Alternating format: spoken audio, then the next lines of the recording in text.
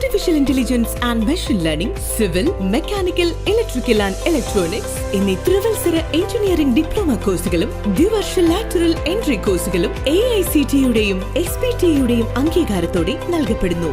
ഇന്നു തന്നെ നിങ്ങളുടെ സീറ്റ് ഉറപ്പാക്കൂ. Malabar polytechnic campus, Cherpulassery. ഒറ്റപ്പാലം പാലപ്പുറത്ത് റോഡരികിൽ നിന്ന് മലമ്പാമ്പിനെ പിടികൂടി.